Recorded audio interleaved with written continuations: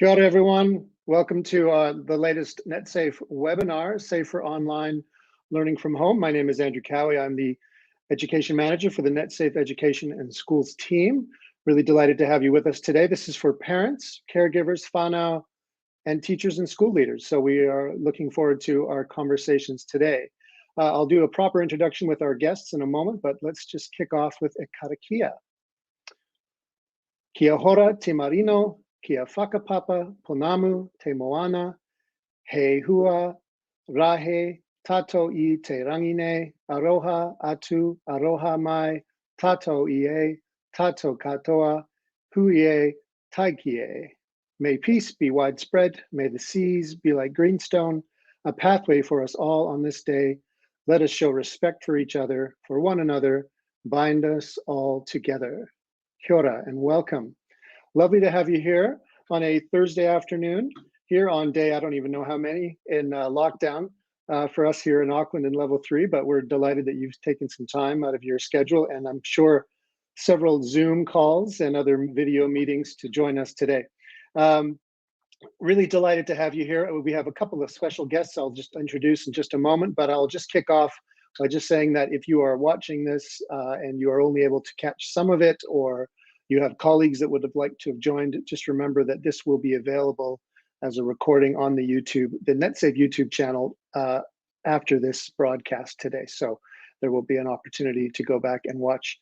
As well, today's a little bit different as well, is because we have some tips and strategies that we would like to share with you to support you and your whānau, your school community, tips and strategies to keep people safe, your children safe online and productive.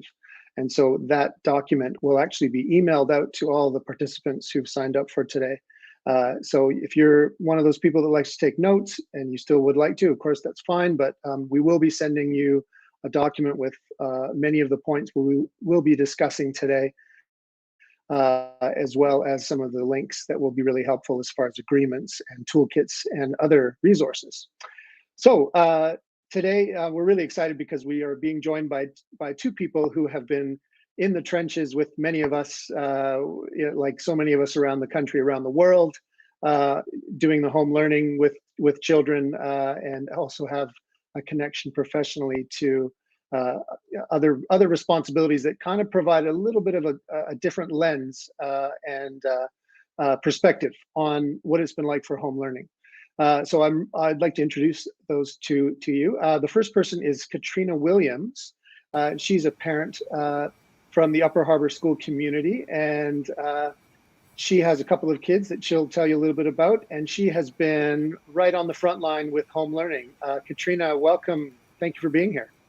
Thanks, Andrew. Yes, I have a daughter at intermediate. She's in her second year of intermediate age school, and a son who is at primary school, who's 9 at Upper Harbour Primary. So that has been keeping me busy, mostly with my son. My daughter's quite independent, and I work part-time in marketing and communications consulting, so just a little bit of a juggle. I'm lucky that I'm a part-timer and can set my own hours. That's right. Yeah, it is the juggling act of this whole operation. Thanks, Katrina. Nice to have you with us.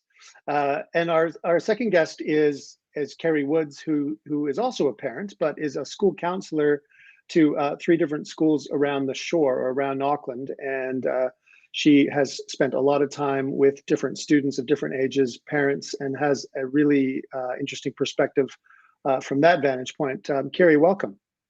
Kia ora, thank you. Thanks for having me. Yeah, so I work in a couple of primary schools and an intermediate school, and I've been doing that for about 6 years now, I think. And as Andrew mentioned, I'm also a parent to 3. I have one at university, one in their final year, and one at intermediate, so I kind of have all the bases covered there. So like the rest of you, juggling, sort of being the teacher at home, as well as the parent, as well as caregiver to elderly parents and all sorts of things. So yeah, it is a juggling act. Yeah, and it is, and being all things to all people, it's quite an exponential experience for some of us, because we spend so much more time together. And So yeah, so we're really excited to have you both with us, Katrina and Carrie, and we're gonna the whole purpose of today really is for us to have a bit of a roundtable discussion about some of the things that we've learned, I guess, going into this sort of, I guess, the long-term stages of lockdown and home learning. So as I mentioned, that shared takeaway document, we will share that off with you. If we didn't get your email address, if you're joining us, you'll be able to email us that, and then we'll be able to send you that document, no problem. We have, yeah, so really the home learning, what are the challenges and considerations that we've all experienced, which has been such a massive spectrum, from inconvenience to a hassle, to the other end is, you know, some really highly risky and challenging situations. So we realize that's quite a broad spectrum for a lot of different people. And yeah, we want you to go away with some tips and strategies. And as a parent myself to two teenage boys, I had them certainly lockdown 1.0 last year. They were living with me through that, and so I certainly learned a great deal going through that myself. And obviously I've got a son at university now down in Otago who is experiencing a much different reality than a lot of us up here in Auckland. And so and then I have another son finishing high school here in Auckland, so there's been some experiences that he has gone through as well that has certainly been helpful for us. So Netsafe, let me tell you a little about Netsafe. So Netsafe, we've been around for about 20 years, and we are a nonprofit organization. We help keep people safe online, and we are available 8 a.m. to 8 p.m. 7 days a week and 5 days a week, and 8 a.m. to 5 p.m. on the weekends. And we offer free confidential support, and we will be sharing this contact information with you throughout this session. So we encourage you contacting Netsafe about your challenges online. We have some really highly skilled people who work behind the scenes on our help desk and our contact center who can support you and discuss some options that you can explore to make solutions focused responses to challenges that you experience online. So we welcome you to make those contacts when you need to, and we certainly hope that you'll take the opportunity to also explore some of the resources that we will share today as well. And there's also some resources and or rather past broadcasts that we have recorded on our YouTube channel. So we welcome you to view those when you have some time as well. So I guess the first thing we want to discuss is around just the challenges that we've all had online or working from home and learning from home. And we've got everything from physical challenges of people finding the right space to work in, having enough devices in the home, the challenges of looking after younger siblings, elderly parents, other members of the family that require that support. You've got a lot of families where there's two people working. There's been a number of considerations for families, and we realize that since last March 2020, I think we've had almost 90% of children worldwide have been affected by the pandemic. So we're obviously talking a lot, coming obviously from a real privileged position here, in that we know that we're very lucky in New Zealand. For the most part, many of us have access to the devices and to the support that we need to learn from home. And of course, we know this really varies around communities, but we certainly want to discuss some of the ways that we continue to stay motivated, stay safe, and stay productive online.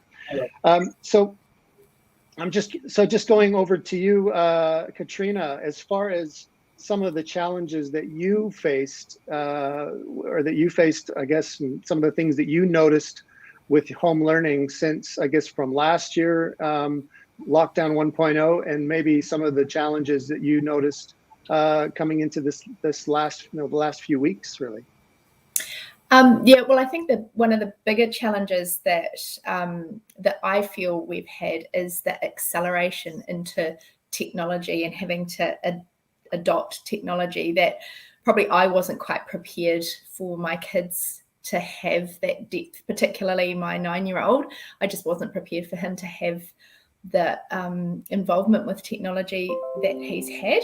And so that has been probably one of the key challenges, and a steep learning curve for both of him and I, learning how to use the technology and the programs and the varying platforms, and use them collaboratively. That's been quite hard, and we obviously come from very different positions, he and I, and so we've had the odd clash where his depth of understanding is different than my depth of understanding, and that's been hard.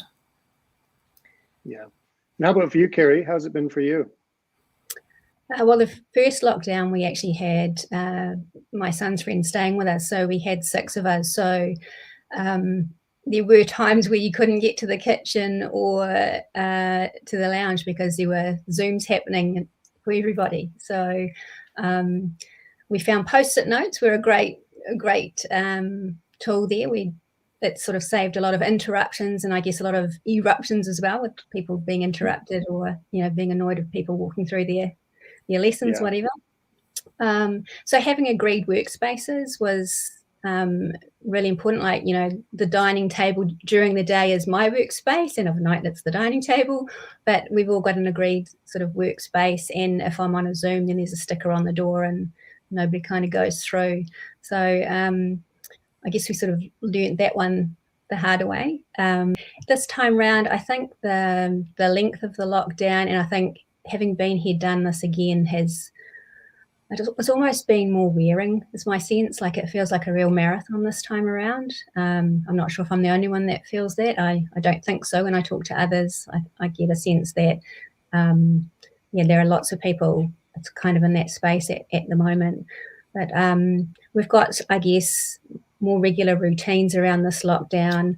I think the communications from schools really improved between the last lockdown and this one, and in terms of what their expectations are of our young people as well, which has been really helpful. And I guess the other thing that I've found different this time around is my attitude towards socialising online. I guess it's not how long kids are online always, it's what they're doing online, and social connection is really important to our well-being. And so making sure that online Zoom dates, play dates are happening, and so it's not just all online chatter, it's actually face-to-face time with friends, because they spend so much time online in classroom. So just making sure that social element was happening, and being okay with that and comfortable with that as a parent this time around.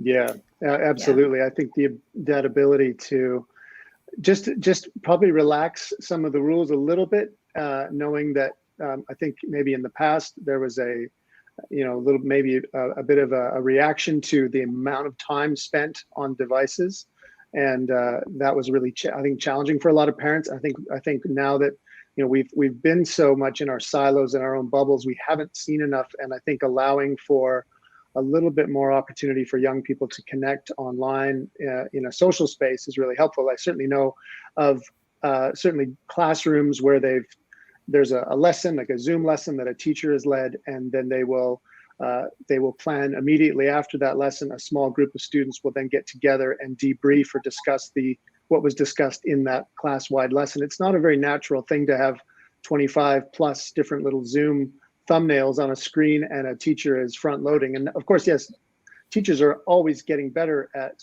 delivering their learning, the curriculum, and that certainly has improved, as well as the communication in general. We're just a little bit more prepared, but what we also have more is the fatigue as well.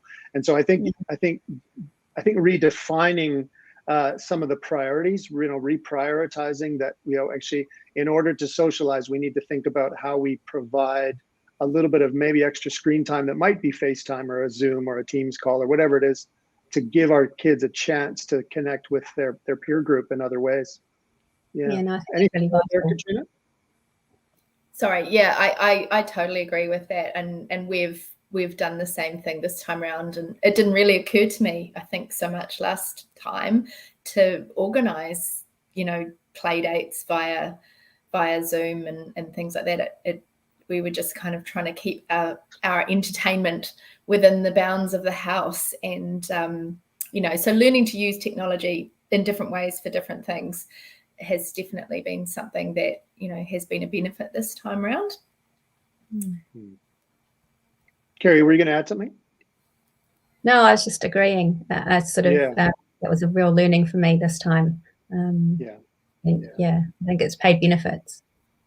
Yeah, that's right. And I think also the ability to give our kids some more time to self-manage, and we talked about, I know we discussed it before around, giving, creating a to-do list that's like an analog list. So, you teach, so not everything is coming out of a screen. It's not another tab on the screen, that you've got a to-do list, because, a lot of the basis for online learning and staying safe online is having some boundaries, having some guidelines, having some opportunity to, I know which lanes to stay in. I know how to stay on track, streamline my attention. When we start getting really relaxed about where our attention goes, when we're specifically focused on learning, then we are going to run into some challenges. And, and so I think we're all just learning on the fly still. And maybe at this point, we have some systems in place. So how do you feel? How do you both feel about, one of the big things we talked about was around bedrooms and learning in the bedroom. And if that's happening, what can we do to make sure we're being safe? Well, I'll start there. We have my daughter has her desk in her room, and we didn't initially want her working in there, but we realized that she has to be online on calls, and it didn't work for her to be in the same space as my son and I, because we were too noisy for her. But we have an open door policy, and also we just do quite a lot of checking in during the day, and encourage her to come down and check in with us. And we also try to keep the phone for breaks at morning tea time and lunch times. And she just has her laptop in her room, and then everything comes out of the room at night time. Mm-hmm. I guess if I draw on my experience as a counsellor, I would just pick up that last bit about technology not being in the room of a night time. The number of kids I spoke to or have spoken to who are just genuinely tired, and they have been on their devices looking at all sorts of things, and parents are just not aware, and the temptation is too great, I think, for some kids. So getting devices out of the bedroom, charging them somewhere else in the house overnight, so it's the temptation isn't there, and you can ensure a little bit more safety, I guess, in terms of what they're accessing if it's happening during daylight hours when you're conscious also. But I think what Katrina said too about checking in, my noticing is there are quite a few kids that are doing this online learning on their own, and some of them are doing it in bed. They've got up like literally the minute before the online Zoom has started. So just as you check in, like at the end of a school day, like when you go online, you're going to a place, right? Like, who are you with? What did you do? And I guess it's really important to check that they're engaged, and you're only going to find that out by actually having those conversations. And and I guess it's balanced with we want them to be excited about learning when they go back to school as well. So why aren't you still on your computer at 3 o'clock? You'd still be at school, kind of deal. Isn't that helpful? But yeah, those have been my sort of 10 cents worth on that, I guess.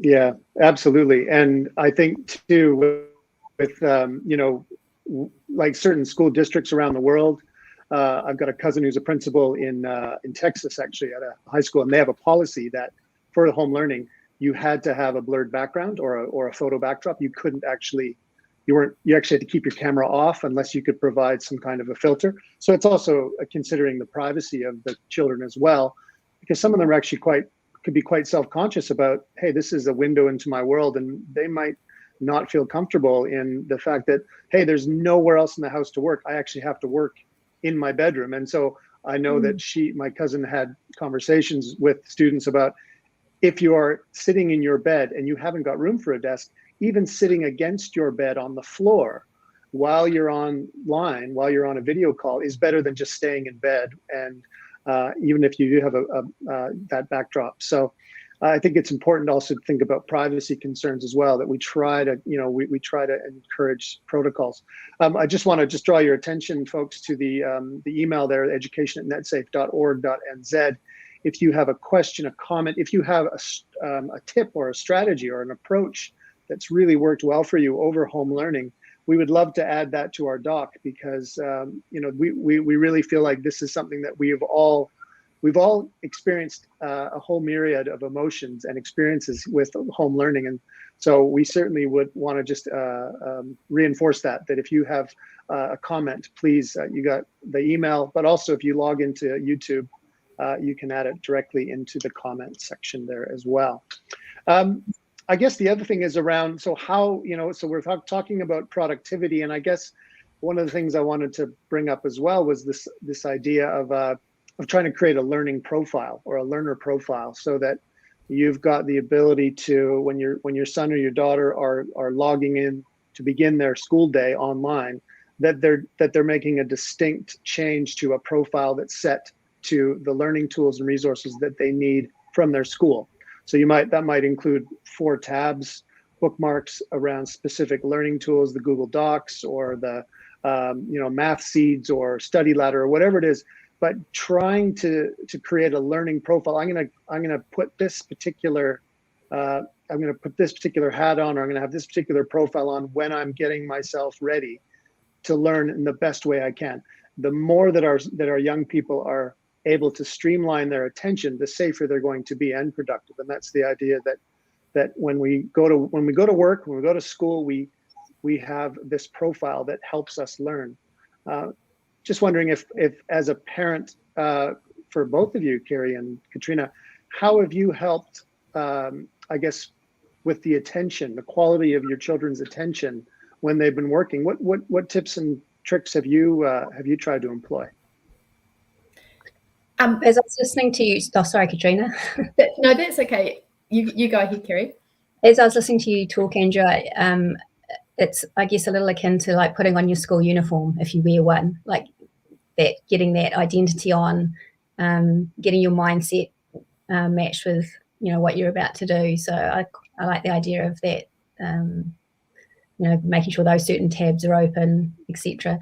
In terms of how we've done it here, I guess we've kind of done that, but by default we haven't named it as such. But I do a quick check-in, particularly with my youngest, around have you got what you need? Have you checked your emails? Is there anything else you need to be aware of before you start?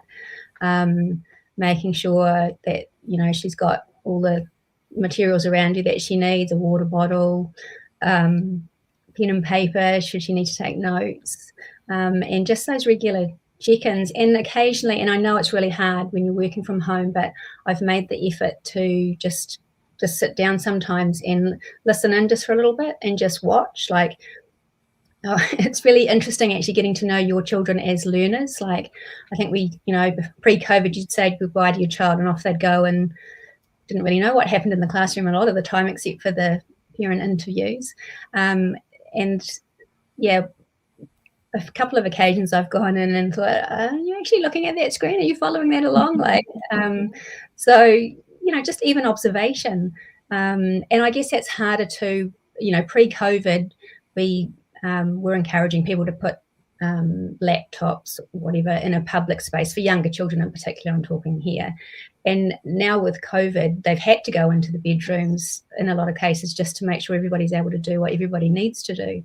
So just 2 minutes of sticking your head around the corner and just watching for a little bit has been really informative for me, and I'm guessing for lots of other parents, if you can snatch a few minutes here or there just to watch from a distance and then ask some questions.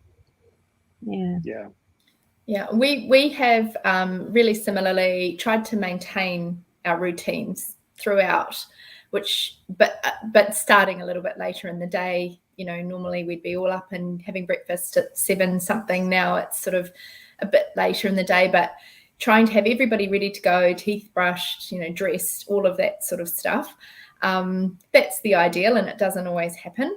But being ready to go with my son, I just found an old sort of basket and set it up with having you know, everything he needs in a pencil case, colouring things, also stuff that he can use if everything's just too much with the screen. So it's got crossword puzzles and find words and colouring and things like that. So if we just need to switch out, everything's there. And we sit the computer on top of that, and we pack it all up at the end of the day, and we put it away, well, down on the floor at the side of the room, and we pick it up again and we put it on the table when he's getting ready. So it's get your basket out, get the laptop ready, you know, make sure it's charged at night, that sort of thing. So having routines, and that's the same sort of thing, I suppose. And we've got all the tabs set up still that you were talking about, Andrew, from last time, so that when they are online, you know, it's easy enough to find, you know, which platform he needs to be working in. And what we've found really useful this term is his teacher's tried something new. She's getting them to write that to-do list every morning. And for my son, that works really well. It's that satisfaction of being able to tick things off the list. And there might be only 5 or 6 things on the list, and she might say, you know, try to get 3 things ticked off it. And so that's our small goal that we're trying to get to. And then if we can, we try to get 4 or 5 things ticked off the list. So, you know, that's been kind of the process of the setup and the getting us through the day.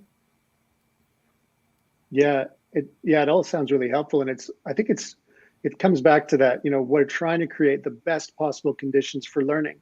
And I think another way that I think we can do that, of course, is by also being quite open with our children, our young people, about where we're at. And I think, Katrina, you mentioned it to me as well, like to actually say to kids, you know, I'm actually not at my best right now. I'm feeling a little bit impatient or a bit short with you, and I just don't feel like I've got enough in the tank today. I think it's important that we acknowledge that, because it gives permission to others to know that, you know, it's okay to not be okay sometimes, and actually, you know, even people listening right now, and I will challenge everybody, if you look at how many tabs that you have open on your browser, we all fall victim to having our attention pulled in so many different ways. And so especially when we go from learning or working from home all day long, and then in the evening we might be doing more interactions online, we might be watching Netflix or whatever else, but there's just so much time that's being funneled through a screen. And so we as adults have to acknowledge that we're also all part of this whole, almost like it's like a social experiment in a way, in that how is it that we all look after the quality of our attention? If we look after the quality of our attention as adults and we model that to our young people, that's as powerful, I think, as saying, you know what, all of us are going to charge our devices in another room. All of us are going to switch off. There's just for in particular for parents and Fana who are part of today's broadcast.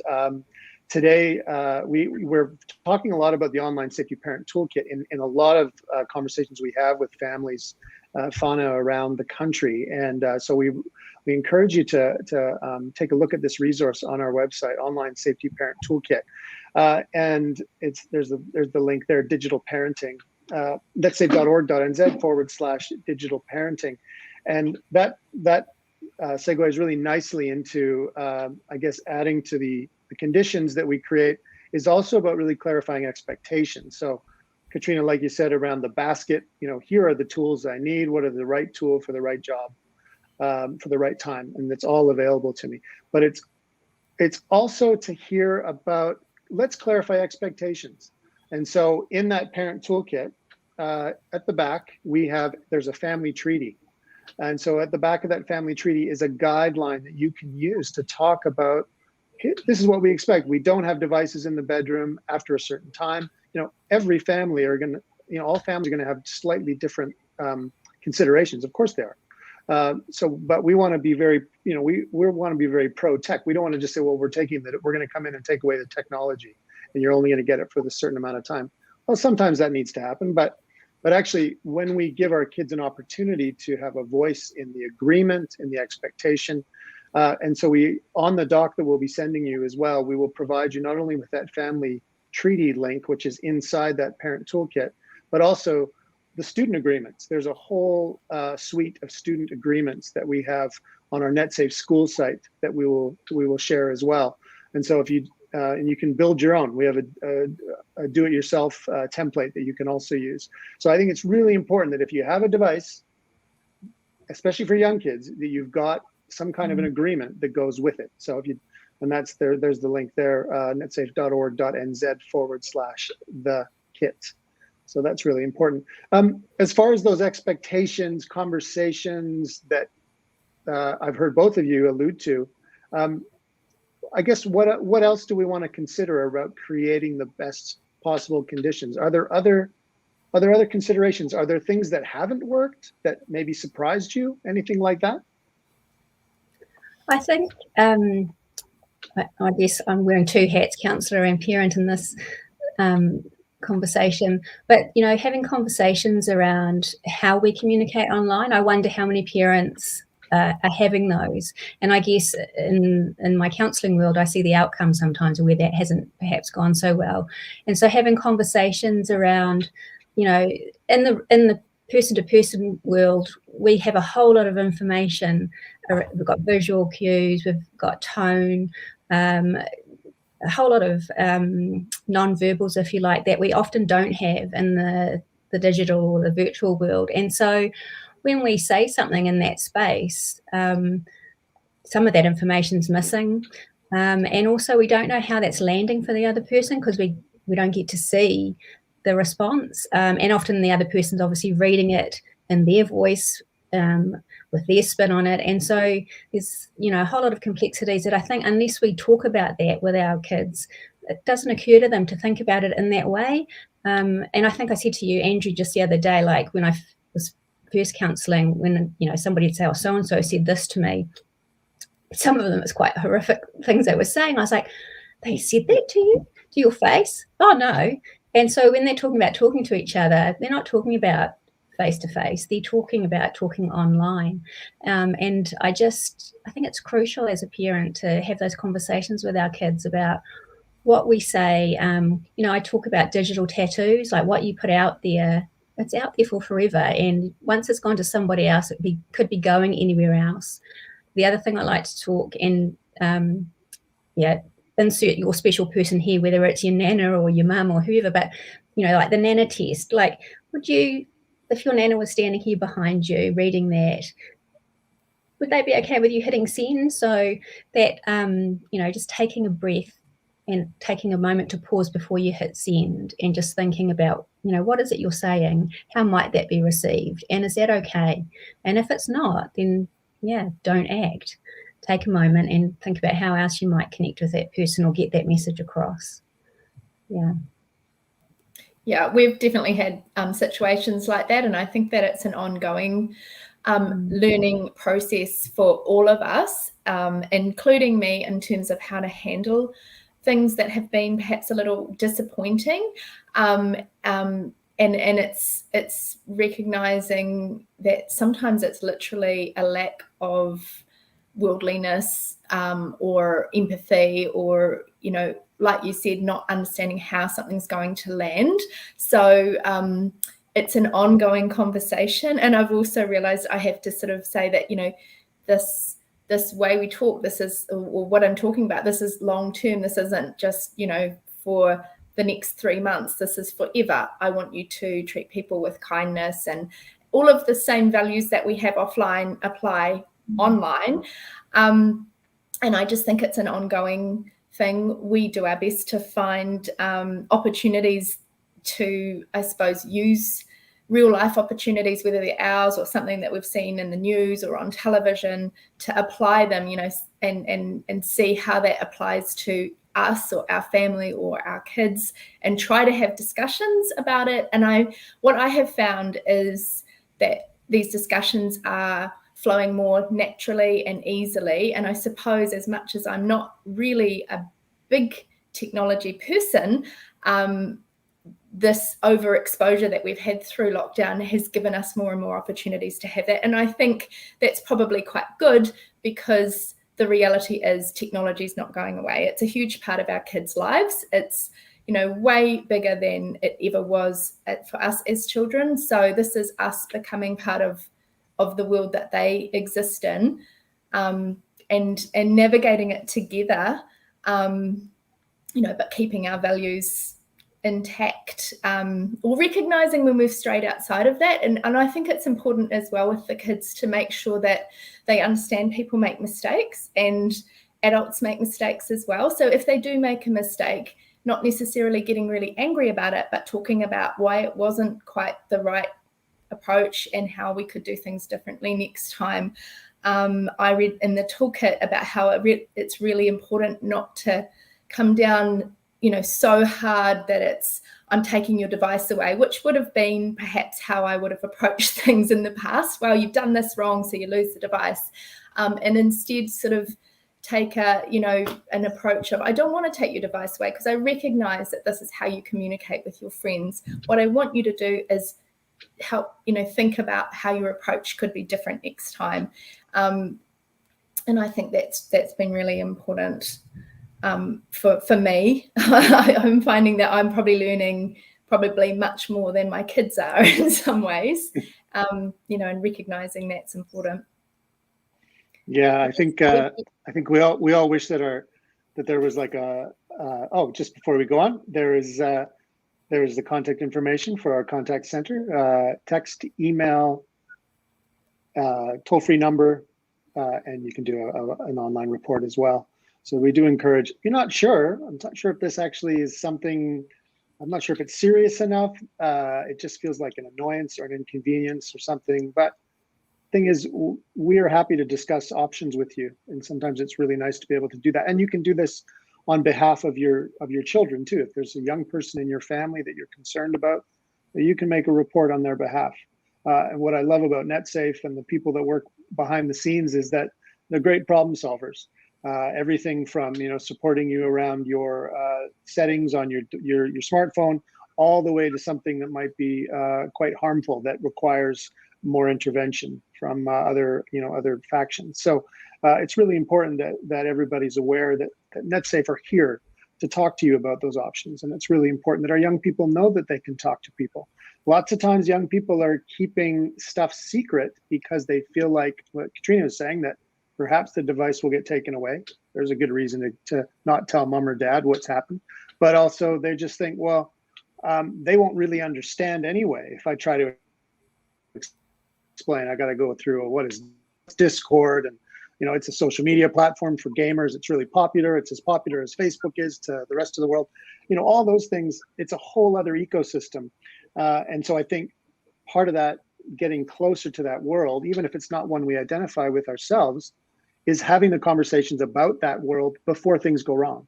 The ability to have a conversation that isn't heated. And I think, I was thinking about, I was just reading a quote the other day from Stephen Covey, who wrote the 7 Habits for Highly Effective People. And he said that, when we show empathy to people, it reduces negative emotion, and it actually improves positive energy and problem solving. And it allows people to kind of think their way outside of whatever problem they're in. So when we are curious and we empathize and we want to know more about what's going on, we're breaking down barriers in the way that we connect with our young people. So sometimes we will be annoyed, we'll be angry, we'll be frustrated, and sometimes, yes, the device does need to be taken away based on their age or whatever. But sometimes actually there's a little more nuance, there's more discussion that needs to happen. So the more we can have those discussions around the table, just like we talk about, other items around the world. We spend a whole lot of time talking about politics, COVID. I mean, when's the last time you met up with somebody and didn't talk about COVID-19? It's like, but like the amount of time we spend online, we should be having we should be having conversations in proportion to the amount of time we spend online, which means we should be talking about these worlds in a way that comes from curiosity, that comes from a place of real interest and inquisitiveness and not suspicion, because I feel like suspicion is what shrinks conversations and it makes people just withdraw further. And let's face it, folks, it's never been easier to shrink back into your own little silo and your own little world. And of course, all the problems we were having with misinformation and everything else, that's one of the reasons, is because people are like, well, forget this reality. I'm going to go live in my own reality. That's much more reinforcing and comfortable.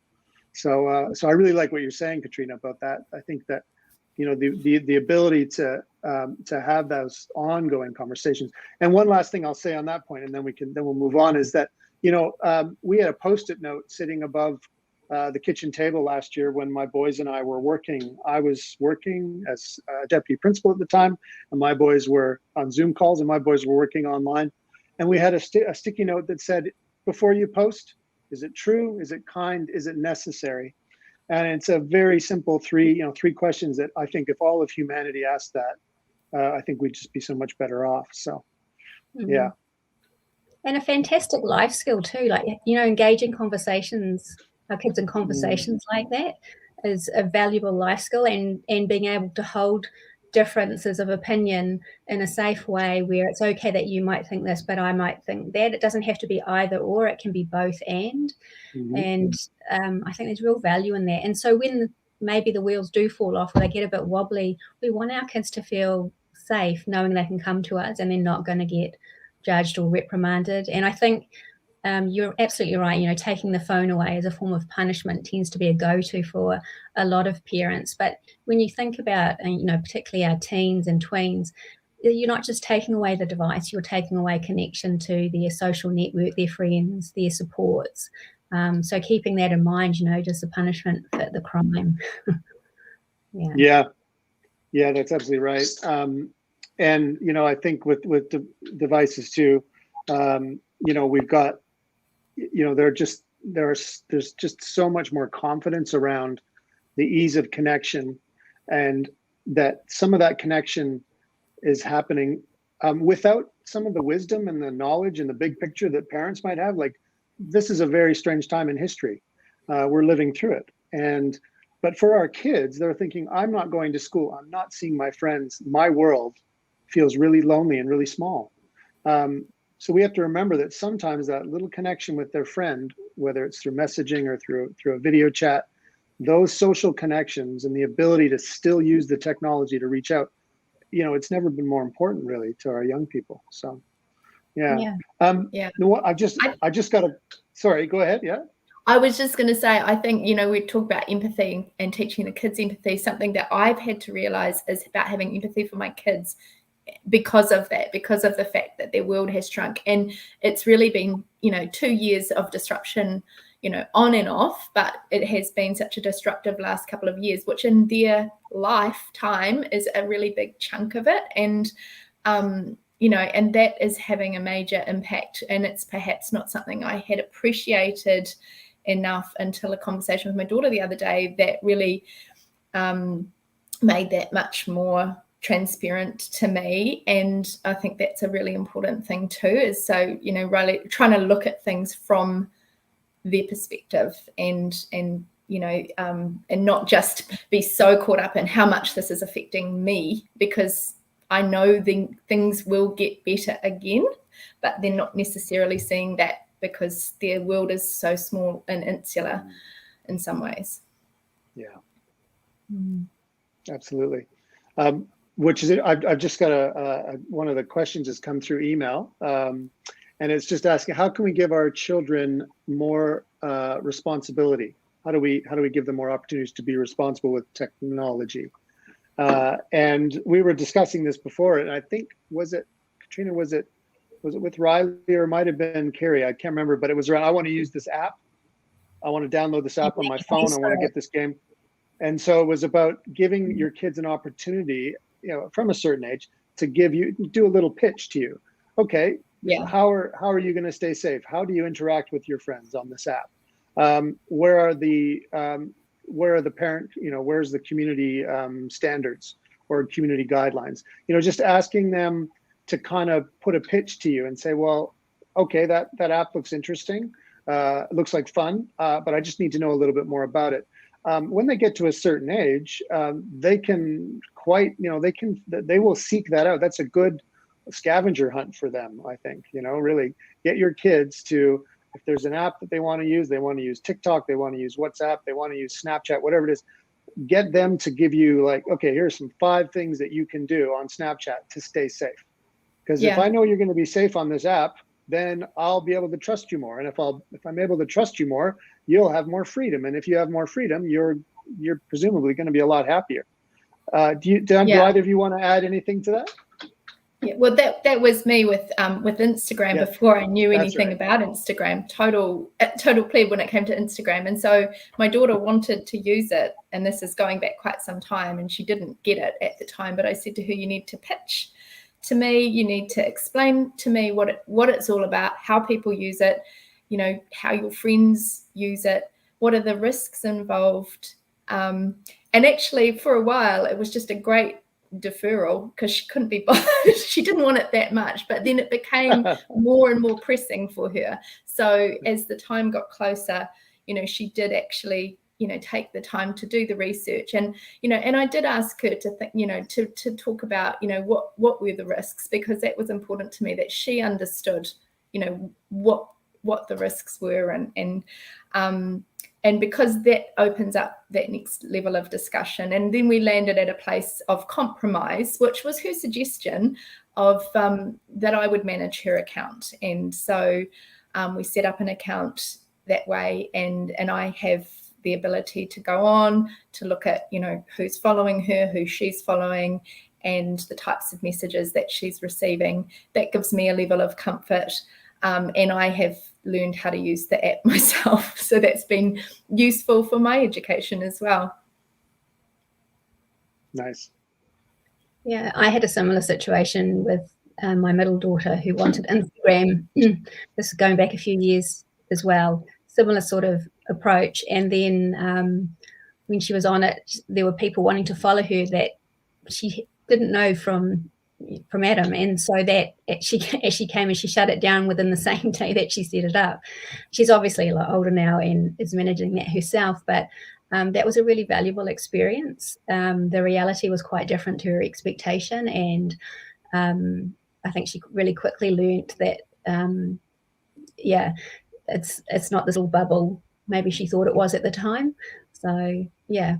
But so giving kids the agency, and you know, we keep coming back to this, having conversations with your kids, talking it through, giving them the ability to do their own research, and it's all about you know, expanding their knowledge, their research skills, their critical thinking skills. You know, not all learning happens online. It's learning's happening all around us, and I think that's something I was thinking about. The very first question, that's something I've recognised the second lockdown, that not all learning happens online, and noticing learning and acknowledging it. Our kids are doing amazingly well, a lot of them. Like, they've just adjusted so well, and, you know, we should be super proud of them. And the teachers as well, like, hats off to them. Yeah, big kudos to all the teachers out there who are, you know, working in an even more uncertain environment, really. Going forward. And yeah, the need to be resilient, the need to stay connected to your students. You know, there's some kids who are, young people starting school online, you know, their first experience online, they put the uniform on and they turn up to a Zoom call. And some teachers, you know, have started at a school where they're just learning students about other students. Yeah, no, it's absolutely, all that is great to be able to give our students an opportunity. And, you know, to be able to, hey, if this is such a great tool, then let's find out more. I mean, one of the analogies that's really helpful, I found as a parent, is when you talk about social media platforms, a lot of gaming platforms. Imagine getting the keys to a house that you really love. You can furnish it, you can do everything you want with it, you can invite the friends in you want, but just imagine that house that you're in doesn't have any blinds or shutters. Everybody can see in. And so that's social media. A lot of what social media has, a lot of these things that we're drawn to, they are public. It's kind of like you've got this amazing place, but everybody can see in. And so I think we need to have those privacy conversations with our young people right away. It's like, hey, that looks like a really fun app. Let's talk about putting some blinds or some shutters on those windows, though, because we don't want to just invite everybody in, do we? And I think most young people, you know, especially when they're starting out, primary age students, I think we want to really focus on making sure, if they don't know them in person, or they haven't met them in person, or that introduction hasn't been facilitated by an adult, then I think we have to be very careful about letting our kids just kind of go off into the great, you know, the wild west of the internet and just becoming friends with everybody. I mean, most of the time it's going to be quite innocuous, but sometimes they're going to come across people who are unfortunately some unsavory characters who have, who have some ill intent, or at the very least are just wanting to, or they're trolls, or they're just trying to cause chaos. So there's a lot of people out there that want to cause chaos, and we want to, if our kids are learning to play a game, learning how to socialize with social media, let's try to keep those networks a little tighter, and then we can open it up as we go. Because otherwise I just think, it's like that getting a drink from a fire hydrant type scenario, right? So, so we're just coming into sort of the last stretch here. We've got about sort of 7 minutes to go here, but I just want to once again encourage everybody out there, if you have a comment or a question or anything you want to add, there's that email, education@netsafe.org.nz. You can send your questions or your contributions that way, or you can add them to the YouTube comment link there, and we will happily display those here.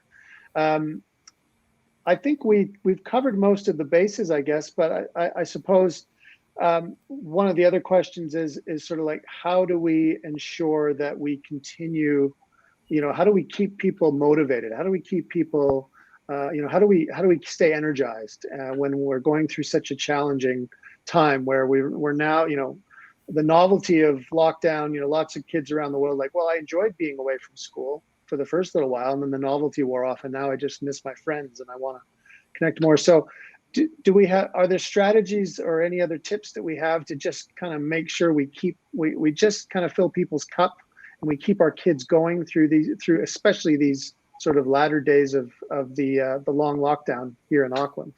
Yeah.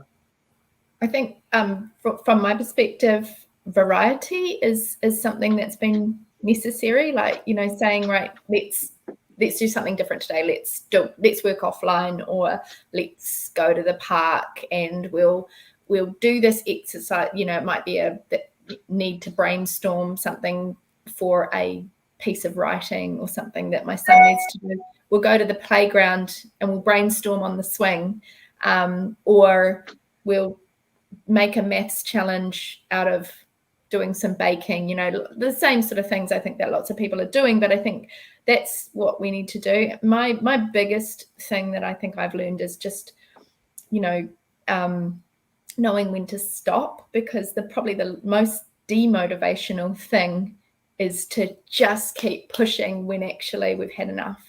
And so going, right, this isn't working, shut it down, we're done for the day, let's move on, tomorrow's a new day and we're going to start again, and let's do something different. And I think that's easy when you've got kids in primary school. I think it's harder with older children, for sure. Yeah, I think for me, I've probably prioritised well-being over schooling, possibly, because if we haven't got that, if we're not in an okay space and we're not thriving, then all of that other stuff just feels like we're doing it with concrete shoes on. So like Katrina, like keeping it light, noticing when it's actually enough is enough, when to call it quits for the day, and we all sort of refuel in different ways. So recognizing that for somebody in the household actually going back online and connecting socially is going to fill their cup up, but for me, I need to go for a walk and get outside and fresh air, and that's okay. We all do it different ways, but we all need to be able to have the space and the understanding to do that. I guess one of the fun things we did in the last lockdown was we'd have a retro movie night. Like we just little rituals. It was a weekly thing, and all four of the kids, it was something they really looked forward to. So inventing your own little lockdown traditions, if you like, little rituals, can make light of this this marathon that we're all running at the moment. That's it. It is a marathon, and that whole binge watching culture where everybody can go off into their rooms and watch their own shows, like 6 hours worth, and that's a real simple thing. But like with my son, he was showing me, he was sharing with me his heavy metal documentaries, which I'm really well versed in heavy metal music now. But then I was coming back and we were looking at documentaries on the fishing industry and climate change and things like that. So it's kind of like let's share some of this great media that's out there. I mean, there's so much great TV out there. We know this. It's really, bringing people together. There's so much great content out there, bringing people together, some ritual like that where you're doing things as a family. That's really powerful.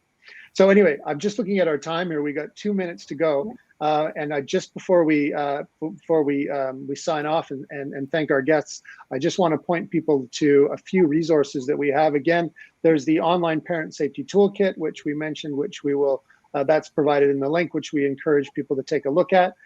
We also have an online gaming whānau toolkit. So if you're just starting off down the road of gaming and you would like some support there, we have a toolkit. These are all available online. And I guess the other one that we have, speaking of a popular app, is that there's the TikTok family safety toolkit. TikTok seems to be everywhere.